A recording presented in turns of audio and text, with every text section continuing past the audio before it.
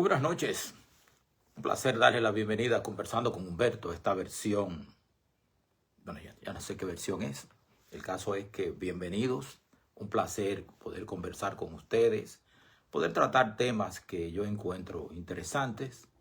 Yo espero que ustedes también. Yo sé que no son temas muy populares, pero yo creo que es necesario tener conocimiento de estas cosas. Si me permiten, permítanme tener una corta oración. Señor y Dios, muchas gracias por la bendición de hacer este programa. Bendícenos con tu presencia en el nombre de Jesús. Amén. Ustedes recordarán que anoche comenzamos a hablar de esclavitud, conciencia cristiana y testimonio adventista. Estoy tratando de escarbar en la historia de la iglesia adventista y el trato que la iglesia o el concepto que los pioneros adventistas y luego los dirigentes, los administradores han tenido o tuvieron con respecto a la esclavitud y el trato hacia los afroamericanos. No parece ya algo muy relevante para este tiempo, pero en su tiempo lo fue. Y es importante conocer la historia de la iglesia a la cual pertenecemos. Y porque eso nos va a permitir explicar algunas conductas e inconductas que se suceden ahora en este tiempo. Ayer hablamos de cómo los pioneros veían a la esclavitud. Pudimos descubrir o pudimos investigar que ellos eran abolicionistas, estaban en contra de la esclavitud, querían un trato igualitario para los afroamericanos. Y no solamente porque a ellos les salía o porque lo pensaban, sino porque es bíblico, está fundamentado firmemente en las Escrituras. Esta noche vamos a repasar lo que pasó luego de que terminó la Guerra de Secesión, que comenzó en abril de 1861 y terminó en abril de 1865. Eso es lo que vamos a revisar en esta noche, eso es lo que vamos a estudiar y ver si algo cambió con respecto en la iglesia, con respecto a la actitud que tuvieron los pioneros. Los pioneros fueron abolicionistas, no querían esclavitud para los negros. Recuerdo lo que dijo José Bates, que él nunca iba a participar en eso porque había visto cómo le daban latigazos y maltrataban a esos seres humanos. Bien, avanzando en el tiempo, vamos al año de 1891, al Congreso de la Asociación General. Ustedes recordarán que para esos entonces, ya lo habíamos hablado antes en otros programas, el Congreso de la Conferencia General se celebraba cada 2 años. Cada 2 años se hacía el Congreso. Pues el 21 de marzo de 1891, Elena G. de White se presentó ante el Congreso de la Conferencia General. Se estaba celebrando en Battle Creek, Michigan, y ella subió al púlpito en una reunión de dirigentes, administradores y también de delegados. Tenía 64 años, para esa fecha, 64 años y unos meses. La edad promedio de las mujeres en ese entonces en Estados Unidos era de 48 años, o sea que ella había sobrevivido a la edad promedio de las mujeres en ese entonces. Era viuda. En 1881 Jaime White murió. Ella también había enterrado a 2 de sus hijos. Era una mujer que había pasado necesidad cuando comenzó el ministerio adventista, ella y su esposo. Era una mujer curtida por el trabajo misionero, por la maternidad, por los viajes a favor de la iglesia, de la obra, para que la iglesia no se cayera y se mantuviera en su misión y sobre la base bíblica y doctrinal que tenía. Había cambiado mucho la iglesia adventista desde 1844, donde estaba la génesis de la iglesia. Después del 22 de octubre, la iglesia tenía más de 30,000 miembros ya para 1891, muchos más de 30,000 miembros. Y los pioneros básicamente habían muerto. Tengo aquí el dato de José Bates, murió en 1872, Jaime White murió el 6 de agosto de 1881, John Nevis Andrews había muerto en 1883. También alguien más que había muerto era Irán Edson. Había muerto el 8 de enero de 1882. O sea que había una nueva camada de dirigentes al frente de la iglesia, administrando los destinos de la iglesia. La iglesia también ya tenía misioneros en Europa, en Australia, tenía misioneros en el oeste de Estados Unidos, o sea, se estaba expandiendo. Lo que no había cambiado era, yo escribí aquí, el fuego profético en la inspiración, el razonamiento y las palabras de Elena G. de White. No había cambiado. Ella seguía con su mismo impulso, esta fundadora que rechazaba acomodarse a los intereses y las circunstancias y prejuicios de la sociedad norteamericana de ese entonces. Y defendía, ella estaba defendiendo la causa de los afrodescendientes, de los afroamericanos, contra la segregación, contra el racismo y el maltrato, tal y como los colegas de ella, que ya habían descansado, lo hacían antes y durante la Guerra de Secesión. O sea, ella tenía ese impulso. Lo que ella dijo, el discurso que ella dijo en esa reunión del Congreso, de la Conferencia General, provocó algunas cosas. O sea, eso despertó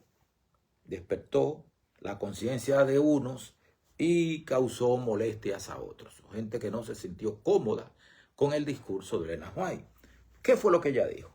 Aquí tengo citas que he sacado de trabajo entre la gente del sur y que están en Testimonio para la Iglesia, tomo 9, capítulo 2, bajo el título La línea de color. Dice así, oigan lo que ella dijo. Por eso tanta gente se molestó y hubo consecuencias. Dice, ha habido mucha perplejidad respecto a cómo nuestros obreros en el sur deben tratar con la línea de color. Para algunos ha sido una cuestión hasta qué punto ceder ante el prejuicio que prevalece contra la gente de color. El Señor nos ha dado luz respecto a todos estos asuntos. Hay principios establecidos en su palabra que deben guiarnos al enfrentar estas preguntas tan complejas. El Señor Jesús vino a nuestro mundo para salvar a hombres y mujeres de todas las nacionalidades. De todas las nacionalidades. Murió tanto por la gente de color como por la raza blanca. Jesús vino para derramar luz sobre todo el mundo. Al comienzo de su ministerio, declaró su misión, que está en Isaías 61:1.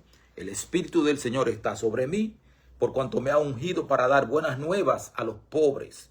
Me ha enviado a sanar a los quebrantados de corazón, a pregonar libertad a los cautivos y vista a los ciegos, a poner en libertad a los oprimidos y a predicar el año agradable del Señor.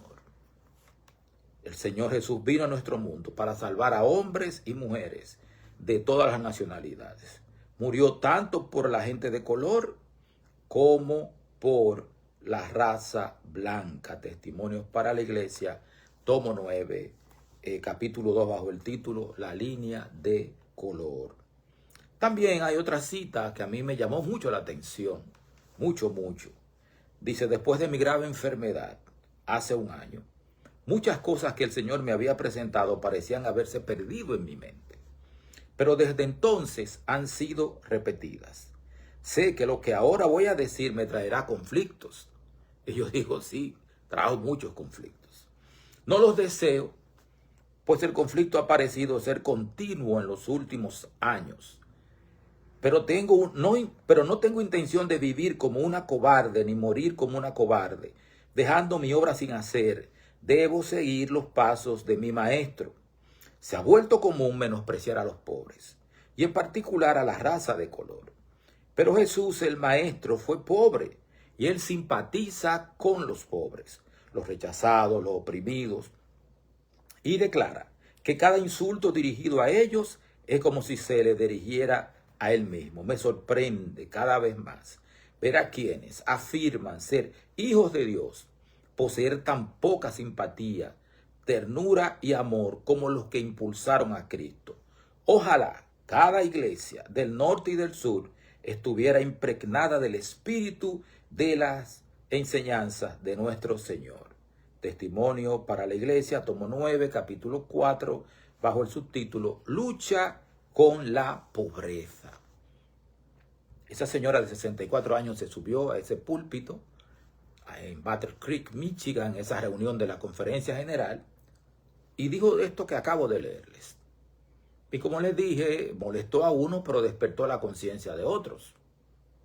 O sea, no había variado el criterio de Ellen G. White, que ella había compartido con pioneros que ya habían muerto, como José Bates, como Jaime White, como Hiram Edson, gente que había trabajado al principio de la obra y que habían sido abolicionistas, o sea, estaban en contra de la esclavitud.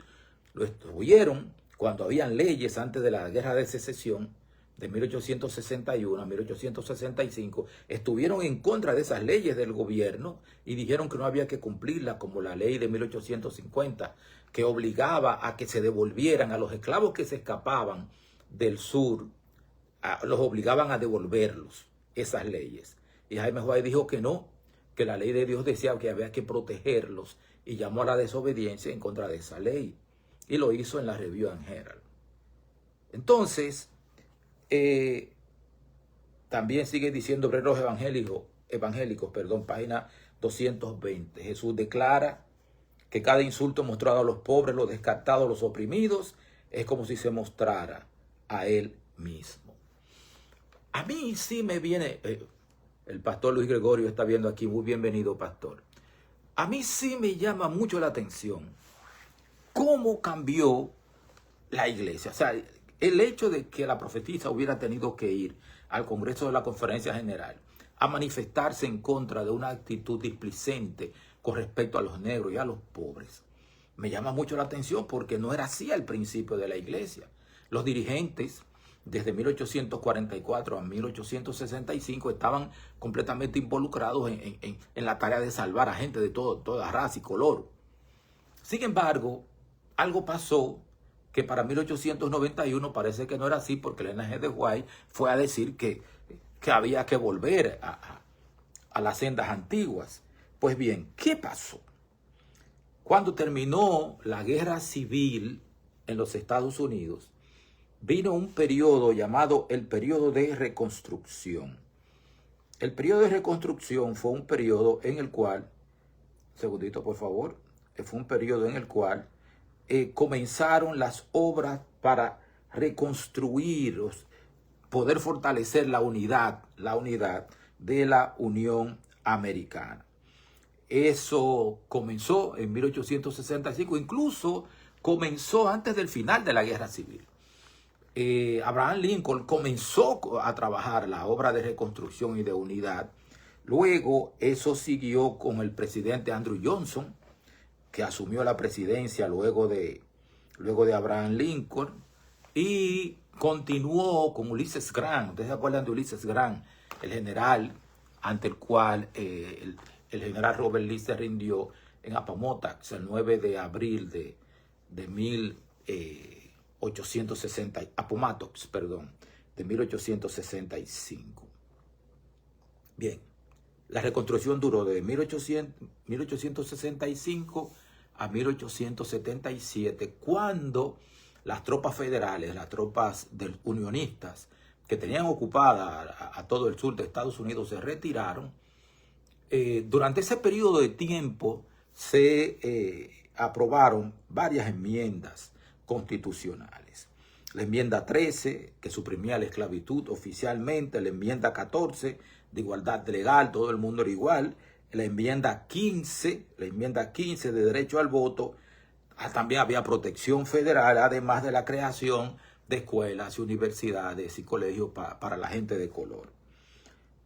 Pero resulta que después de 1877, en el sur de Estados Unidos, muchas de esas reformas fueron revertidas.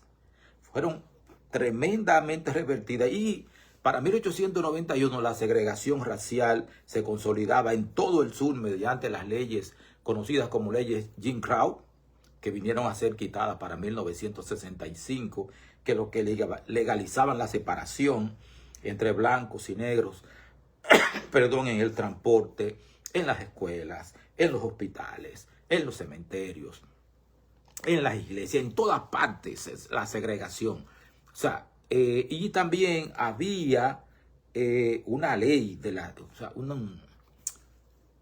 una resolución de la ley de la Suprema Corte de Justicia, Plessy versus Ferguson de 1896, que estableció una norma llamada separados pero iguales. O sea, sí somos iguales, es lo que dice la enmienda, la Constitución, pero usted en su lado y yo en el mío. Y no dejaban entrar. Habían bares para blancos, bares para negros, escuelas para blancos, escuelas para negros. En ese tiempo surgió el Ku Klux Klan. Los caballeros cristianos del Ku Klux Klan surgieron a partir de 1877. También surgieron otros grupos supremacistas. Entonces la violencia era extrema en contra de los negros. Linchamiento, ataque de turbas blancas, quema de casas, quema de iglesias de gente de color. O sea, todo eso. El Partido Demócrata, miren cómo es la cosa. Antes y durante la guerra de secesión, los demócratas eran como los republicanos de ahora. Y los republicanos de entonces eran como los demócratas ahora. O sea, los liberales eran los republicanos. El partido de Abraham Lincoln, el presidente que inició la emancipación de los negros, que fue a la guerra por la emancipación. Bueno, realmente no fue porque querían dividir la unión, pero fue a la guerra y también trabajó para la emancipación de los negros. Era republicano. Y los que estaban a favor de la esclavitud eran los demócratas, pero con el tiempo eso cambió. El caso es que los demócratas del sur intentaron suprimir el voto afroamericano. No querían que votaran. Pero había otra cosa que es lo que más nos impacta a nosotros, que nos interesa. Porque si me pongo a hablar de ese periodo de la historia norteamericana, pues vamos pasando la noche conversando. Esposa Odette Matos, muy bienvenida. ¿Qué pasa?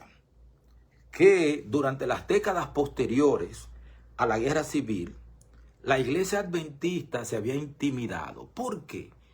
Porque la gente del sur, los racistas del sur, la gente del Ku Klux Klan, los que quemaban iglesias, los que quemaban casas y todo ese tipo de cosas, llamaban a las iglesias evangélicas cristianas que iban a predicarle a los negros, los llamaban igualitarios. Y los atacaban, los amenazaban. Si vienen aquí a predicarle a los negros, nosotros los vamos a perseguir ustedes también. Los vamos a tirar piedras. O sea, iban a perseguirlos y intentaban predicarle a los negros del sur. Porque ellos no querían que se le predicara. Y la iglesia se plegó a eso. La iglesia soltó a los negros del sur. Por eso el 21 de marzo de 1891, el Elijah de White fue a decirle a los administradores que estaban haciendo mal, que ellos tenían que era deber de ellos, a pesar de las amenazas, ir a predicarle a los negros del sur, que tenían que predicarle. Durante las décadas posteriores a la guerra civil, la iglesia adventista había mostrado inercia moral respecto a la cuestión racial. Se habían olvidado de Romanos 12:2, eso lo escribí yo, no lo dijo el Elijah de White. No os conforméis a este siglo, sino transformaos por medio de la renovación de vuestro entendimiento. Isaías 58, 6 y 7. No es más bien el ayuno que yo escogí, que partas tu pan con el hambriento y a los pobres albergues en tu casa. Entonces muchos adventistas evitaban involucrarse en trabajar con los afroamericanos, los afrodescendientes del sur, por temor a persecución o por prejuicios culturales, raciales que ellos pudieran tener. Porque no eran solamente, los racistas no solamente estaban en el Ku Klux Klan y los supremacistas blancos. Es posible que también dentro de la iglesia hubiese mucha gente racista que no quisiera trabajar con negros en ese entonces. Y quién sabe si ahora, pero eso son yo especulando. Es imposible que esas cosas puedan estar sucediendo. Entonces, muchos adventistas concluyeron que con la emancipación, pues esa proclamación, pues entonces el asunto estaba resuelto, y con la enmienda 13, y que el énfasis de la misión evangelizadora de la iglesia debía estar en la gente blanca y en las doctrinas proféticas. En otras palabras, la iglesia volvió su atención al mensaje del sábado, que hay que hacerlo, la reforma por salud, que también hay que hacerlo, y la pronta venida de Cristo, y se olvidó de la obra misionera entre la gente de color. Entonces dejó todo eso en el trabajo con los afroamericanos, los asuntos sociales, lo puso en segundo plano. Se olvidó de que el evangelio también tenía que llegar a los afroamericanos. Tenía que llegar. Humanamente hablando, con toda la situación que estaba sucediendo, pues pareciera que tenían razón, humanamente hablando. Cualquier grupo que promoviera educación o derechos para los negros era perseguido en el sur. Ana Luisa Martínez, bienvenida. Era perseguida en el sur. Los adventistas que querían trabajar con afroamericanos corrían un peligro real. Linchamiento, quema de iglesia, expulsión. Entonces, ante ese contexto, los dirigentes evitaron establecer misiones en el sur profundo, desalentaron, Ariani Ferreras, muy bienvenida, desalentaron a los pastores blancos de involucrarse en temas raciales por prudencia. Yo le digo, muchas veces la prudencia es lo que más parecido hay al miedo. Y en la práctica aceptaron la segregación social y racial como algo inevitable. Muchos dirigentes consideraron prudente abstenerse de intervenir en cuestiones raciales. Era lo más prudente, entendieron ellos. Martin Luther King dijo una vez que la iglesia debe ser conciencia de la nación, no su cómplice silencioso. Eso dijo Martin Luther King. Entonces, por esta razón, porque la iglesia se olvidó del trabajo con los negros, trabajo que luego hizo Edson, el hijo de Elena G. de White. Esto lo vamos a tratar mañana, en el tema de mañana, que sigue.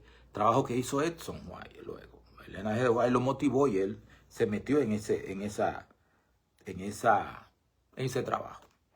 Ahora, ¿cuál fue la reacción de los dirigentes de la iglesia adventista del séptimo día? Los administradores. Ana Luisa, muchas gracias, mi hermana. ¿Cuál fue la reacción? Bueno, yo investigué con algunos historiadores adventistas. Yo estudié, revisé a George Knight, Ronald Graybill, también lo investigué, también a Delbert Baker, a Ciro Sepúlveda, a Gilbert Valentine, que a mí me encanta mucho el libro de The Prophet and the Presidents. Si usted puede conseguir ese libro, léaselo, para que usted vea cómo es que se bate el cobre de verdad. Para que se lo vea, que no es solamente aleluya, yo te alabo y levanto mis manos y cosas así, no. The Prophet and the President, búsqueselo para que usted sepa cómo se bate el cobre. Bien, el asunto es que en marzo fue el discurso de ella. En marzo de 1891 en Battle Creek. En diciembre de 1891, Elena G. de White recibió el Año Nuevo, lo recibió en Australia. Nadie ha encontrado nunca ningún documento, ninguna carta que diga que a ella, un registro, que a ella la mandaron para Australia por el discurso que dio el 21 de marzo de 1891 en la reunión de la Conferencia General, en el Congreso. No está escrito, nadie lo dice. Sin embargo, los 5 historiadores adventistas que les he mencionado, Gilbert Valentine, Dennis Fortin también, Ciro Sepúlveda, Delbert Baker, George Knight, y el primero que les mencioné, Ronald Graybill, dicen que no hay nada escrito, bendiciones, Stephanie Lundy, no hay nada escrito, pero que es muy conveniente que la hermana White se fue para Australia. La misma hermana White dice, pero ya creo que 1898, 99 por ahí, ella dijo que fue de gran bendición que lo hubiesen mandado, que fue Dios que le envió. Y eso me recuerda a mí a José. ¿Ustedes se acuerdan de José? El hijo de Jacob, que los hermanos lo agarraron, lo metieron en una cisterna vacía y después lo vendieron por 20, creo que fueron 20 piezas de plata, no recuerdo bien. Y estuvo en la cárcel en Egipto y la mujer de Potifar y todo ese tipo de cosas hasta que un día lo llamaron a gobernar. Y cuando los hermanos, cuando él se le muestra a los hermanos, buenas noches, Bernabé Lundi, cuando los hermanos hablan, por fin él le dice quién es, él dice, no se asusten, no se molesten, no se sientan mal, fue Dios que me mandó para acá. Por eso mismo pasó con el linaje de Juan. Desde el punto de vista de la vista mía, yo soy miope, es una opinión personal, no es una posición de la iglesia, este pedacito que estoy diciendo. Y ella fue a dar a Australia, ella dijo que fue una bendición y también lo es, fue una gran bendición. La obra educativa creció muchísimo en Australia, la obra de evangelismo, de evangelización también creció mucho. El Avondale College allá en Australia, o sea, fue una gran bendición para Australia, una gran bendición. Pero ellos saben, cuando la profeta les dijo algo que no querían escuchar, pues entonces de repente, maravilla de maravilla, la profetisa termina el año en Australia. Bien. Dice Ronald Grayville, el traslado de Ellen White a Australia no fue oficialmente un exilio, pero sí redujo su influencia inmediata en los asuntos de raza y de autoridad administrativa en la Asociación General. Eso dijo el señor. George Knight dice que no hay evidencia. Él escribió en Reading Ellen White, yo tengo ese libro y lo había leído también. No hay evidencia de un exilio orquestado, pero sí existían tensiones personales e ideológicas en Battle Creek. No existe evidencia directa de una conspiración o castigo. Sin embargo, no hay duda de que su presencia en Battle Creek resultaba incómoda para algunos líderes y que su ausencia facilitó la continuación de políticas que ella desaprobaba. No es la primera vez que el profeta tiene que irse a otro sitio.